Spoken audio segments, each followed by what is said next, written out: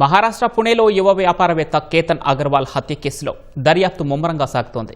కేతన్ను కొండపై నుంచి తోసే ముందు నిందితురాలు సియా, ఆమె ప్రియుడు చేతన్ చౌదరిలో రిహార్సల్స్ చేసినట్లు దర్యాప్తులో తేలింది. పుణే లోలానగర్లోని ఓ క్లబ్ సమీపంలో ఉన్న ఖాళీ ప్రదేశంలో నిందితులిద్దరూ ఈ హత్యకు సంబంధించిన రిహార్సల్స్ చేశారు. దీంతో పోలీసులు సియాను ఆ ప్రదేశానికి తీసుకువెళ్లారు. రిహార్సల్స్లో భాగంగా డమ్మీ బాడీని ఏమైనా ఉపయోగించారా అని సియాను పోలీసులు అడిగినట్లు తెలిసింది.